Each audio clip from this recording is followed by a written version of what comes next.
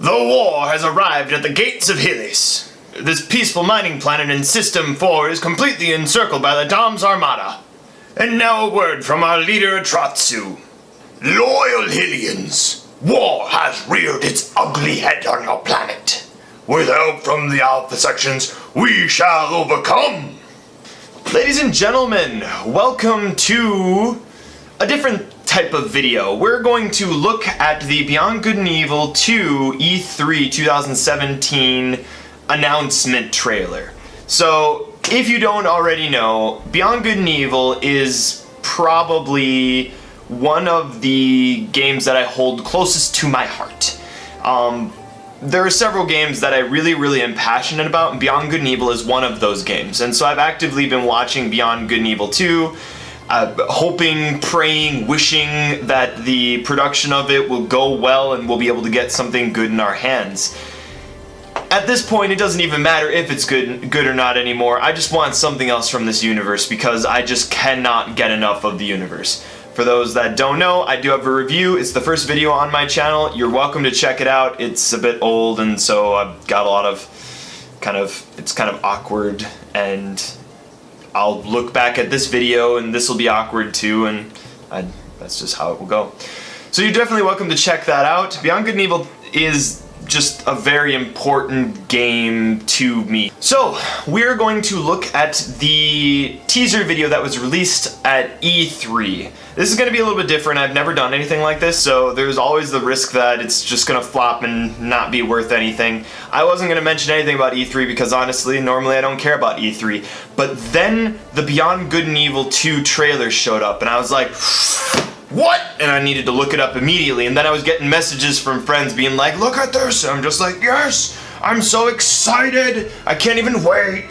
So I'm super excited about the trailer. I couldn't get enough of it. I watched it again and again and again and again. I found it online, kept watching it, and I was just like, you know what? There are a few things that I'm noticing in this trailer that maybe I can point out, which other people did not notice. That being said though, I'm actually hoping that other people notice things about the trailer that will be comments on this video that I can then kind of, get the ball going and thinking about it. So this is a very different style of video for me, but hopefully it will go over well. And this is gonna probably require input from other people that are passionate about Beyond Good and Evil 2 and trying to decipher what you can from the clues that we get from this video. So without any further ado, let's get into it. Oh, wait. One more comment. I should put a disclaimer at the beginning before we show any of the trailer. There is a language warning. Beyond Good and Evil 1 was very PG. Yeah, the language that they chose to use, the themes and stuff like that, the worst you had was comic mischief. You're not getting anything particularly that you would need to be concerned about on whether kids were watching or not. This one, there's a lot of language and there is some sexual content as well that's being shown. Kind of weird to say that about that. I don't know why they went this route. I don't honestly care. It doesn't matter to me. I loved the trailer. So just kind of keep that in mind that, don't watch this, mom. May contain content inappropriate for children. Alright, so I'm going to pause the video at certain parts. So, as you have here, you see Ubisoft, Montpellier, and it ends with Teller. I don't know if that means anything. Looking around here, I actually noticed at the top right, you actually have this picture was released online. I'm not sure if it was leaked or what the deal was, but I've seen this picture and a lot of us thought that maybe it was baby Paige from Beyond Good and Evil 1. There's some people over here. It's a very interesting scenic scene that you have here. And then you had, of course, the cop car that went right through there, so that harkens very much to Beyond Good and Evil 1. You got a spaceship, and then you've got guards, and then you have this Chinese-themed Chinese lantern area. So, of course, that's where the next scene's going to take us, but that was also very much a part of the Beyond Good and Evil 1 theme.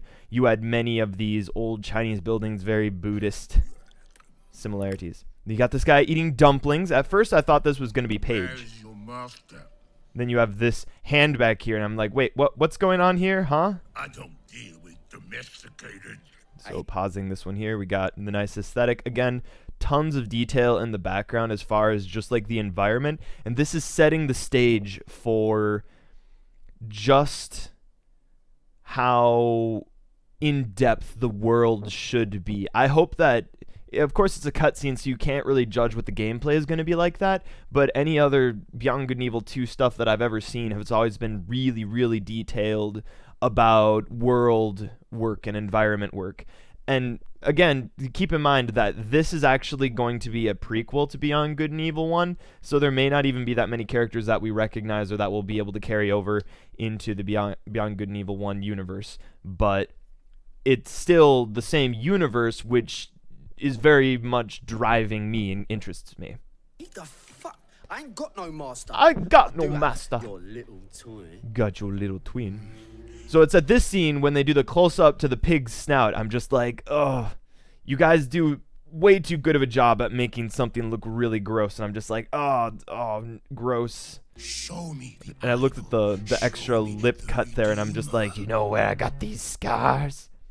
So then you go here, and just looking at the character detail that they have for this chimpanzee, you've got like the normal anthropomorphic animal aesthetic that the Beyond Good and Evil series has for all their characters, but even more so than that, you've got what looks like dog tags over here. You've got that robotic arm, which is used throughout the video. So there's that.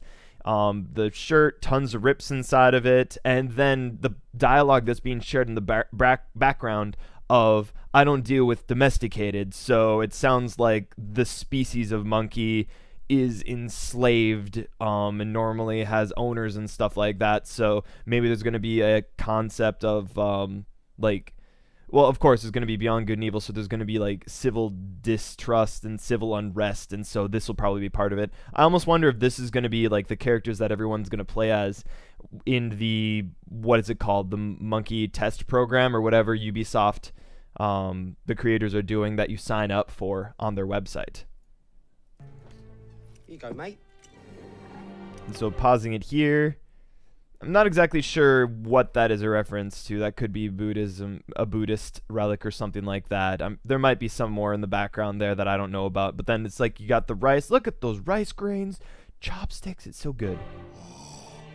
And then you've got, let's see here. Is there anything else to comment on this? No, it's just an interesting shot. Yo, hand it over. I got a hot date who don't do late. Just the detail that's being put here. Then this ridiculous scene. So I'm gonna try to pause and unpause it so you can see this. Okay. Monkey's got a date. All right, watch this. Watch this. This nonsense. This is why I'm saying, Mom, don't watch this. Shield your eyes. All right. Watch this. Watch this. All right. You see absolutely nothing there underneath that cleavage. All right. Watch.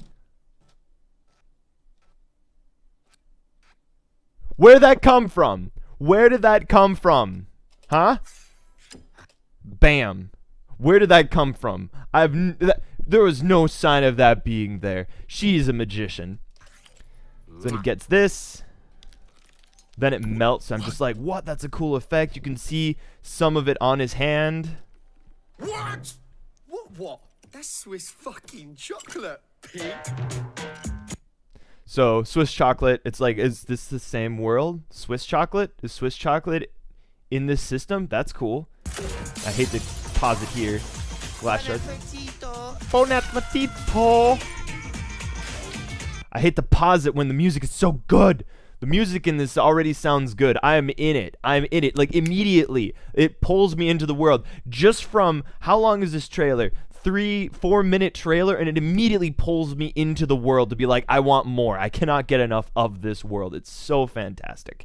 You see the scaffolding around here. So what I get from this is that there's probably going to be like missions that you do, and there's going to be parkouring within the game, and you see the rocket jet thing that the monkey is using. So you got this rocket jet. Not only does the monkey use it, the human character that he's about to meet up with, she also has a rocket jet. And so it feels like that's going to be like a common accessory that will be in the game, which should be really cool, but it's all about how it's going to be executed. If it's done well, then it could be a really nice feature. So then you have like the nice touch, the glass and the blood coming out of his head. Fucking city. After that fucking bastard! And again, you could rewatch this again and again. I've watched all the different characters in the background. You've got some lettering looking thing here. I don't know this language, if that lettering actually means anything. That would be cool if somebody wants to take the time to go do that. Then you've got more of this automatic hand thing. Grab my chassis, Noxie. Grab my chassis, Noxie. Off he goes. So then you get to look at the background. You get to see all these different ships in the background, these temple-looking things, and it's like, again, the world building in the Beyond Good and Evil series is so good, and it seems that if they're gonna have this type of detail, and you're visiting multiple planets, and they have like a different aesthetic for each planet, that would be fantastic. And like, there's nothing else that I would want out of it. So you got, of course, the Buddhist theme back here. You have traffic, which is just standard sci-fi type traffic. So something I noticed about the hand, I almost think that he's missing a finger, but he's got like the 2 fingers. He actually has all 4 fingers and a thumb, so it's all that. And the expressions on the characters' faces are so very good. Like, they're very expressive. So then you have the traditional, well, I say traditional, but like from Beyond Good and Evil, come on. Beyond Good and Evil 1, these look very similar to the police that you had in Beyond Good and Evil 1, so that's a very familiar setting. Running away, trying to escape from them, that's exciting. Then you have this blockade runner looking thing. Checkpoint A2, police department. So they're really like definitely driving home you're like a vigilante type group, because you're going to be a part of whatever group this is. That's what it seems that the setting is going to be for the next game. Okay, looking at that. I think some people did not like the monkey, and it might be just like how over the top and how constantly profane the monkey's speech was. I look at the monkey and I'm just like, yeah, this guy's pretty cool. I can get behind this. So it looks cool. I'm already sold on the characters. Off go these. Alright, I'm missing something. Here we go. There was a cafeteria thing coming up here. There it is. Radio Cheetah. So it'll be exciting to see if there's something to do with Radio Cheetah inside of it, because I paused it at the right frame and I was like, wait a minute, there's a neon sign there. So again, a big thing is anthropomorphic creatures that are just like regular type bipeds that you're interacting with within this world, and so maybe we'll have some kind of anthropomorphic cheetah type character. So here's another cool thing that I didn't notice because it was a little bit fast. So, okay, you got the police vehicle up here and the guy shooting out there at them. Fires off his hand, and this look is just, he's so happy. I love it. I just love it so much. And then it's just, again, so expressive. I absolutely love this. Do it! Off he goes. And so, again, this is the moment where it's like, okay, so she's got a jetpack as well. It was really fast because they're heat-seeking, so she jumps off the bike so that the rockets are still following that. Then she shoots up in the air using that rocket booster jet thing. Then you had a Wilhelm scream, of course, because, I don't know, they had to throw in a Wilhelm scream. I didn't notice it my first time, but I'm just like, yeah, there it is, Wilhelm. Okay. Lands. Awesome explosions. Good stuff. I'm content with this. Woohoo! The ending on here, again, another like really cool aesthetic, and it'd be really awesome if what we're seeing here is stuff that we'll see in the game as well. Like, we fly around, if we get air vehicles or climbing, or I don't know, it's too tough to call what kind of aesthetic. I hope that this isn't just a cutscene type thing. I hope it's going to be more than that. So then pausing here, this is a nice establishing shot. Something I also did, I looked at the backgrounds, and I've seen a couple different takes of planets with rings on them. So the way it's presented storytelling wise is they get away and then they're going to fly this way for a certain amount of time, then they meet up with the ship. And I don't think this is the same planet with rings. I don't know if that kind of detail was given into it, but I did notice that when they were going, before they hijacked the ship, before they hijacked the police vehicle, the rockets were there was a scene that you were actually able to see the Saturn looking planet behind them, and then now you're seeing it to the side, and now you're going to see a very similar one to the front, and they look similar enough that I'm like, I wonder if that was a detail that they missed. But again, It's just like landscape. You've got these. This looks like they're off on. Yavin 4 or something like that, with these just isolated temples. Another really cool scene. At first, I thought that he lost his hand or something like that, but that doesn't seem to be the case since his hand is underneath there.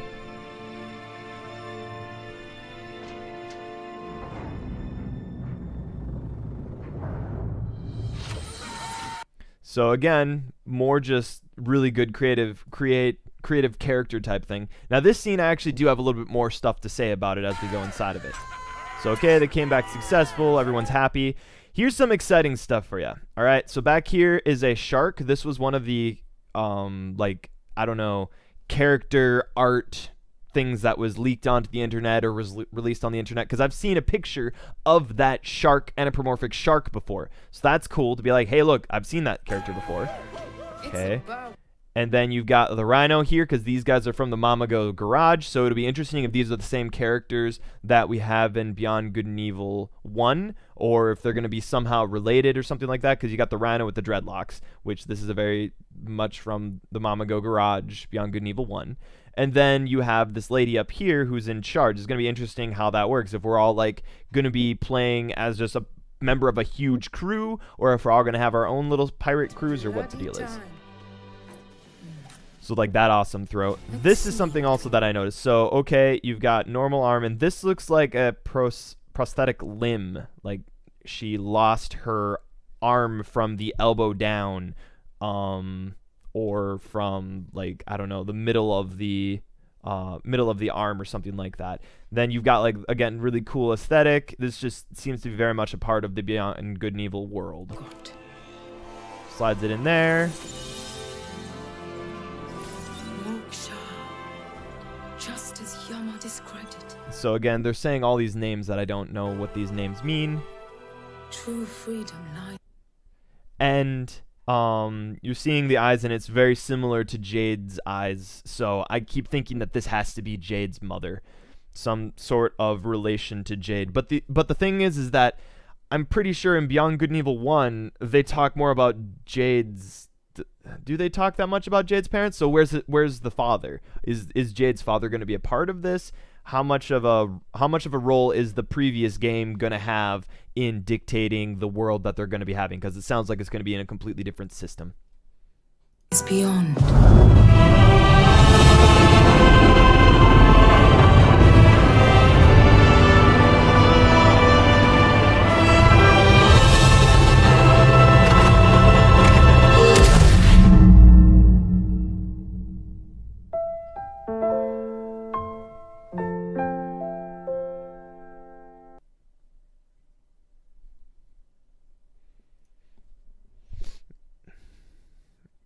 It's so exciting. But anyway, hopefully this will be good. I am extremely excited for it, and the music is on point. The characters look very interesting. I'll play this game. I know I will play this game, and I hope that it goes well as far as progressing and gameplay and stuff like that. I absolutely love it, and yeah. Even if it bombs, I'll still play it and get more of this world. So hopefully it all goes well. Thank you for watching. My name's Atratzu, and if you liked it, like it. Is there something that I missed? If I missed something, be sure to leave a comment. It's just everything about the trailer just speaks to me so very, very much, and it's just like it seems very true to the Beyond Good and Evil 1 world as far as characters and aesthetic and themes and stuff like that. I'm concerned just as much as anybody else is about what it means to have multiplayer being added to it and where they will potentially go with all of this, but as far as I'm concerned, I'm excited to see where it's going to go, and hopefully it doesn't get canceled, because we've heard several times that they were like, we're going to cancel it. No, it's in development. Nope, it's not in development, and it goes in between being the center of attention for a little bit, somebody notices it, and then nothing happens for a long time. So hopefully something comes of it. My name is Atratzu, and I got a little overly emotional about this one. Thanks for watching. See you next time.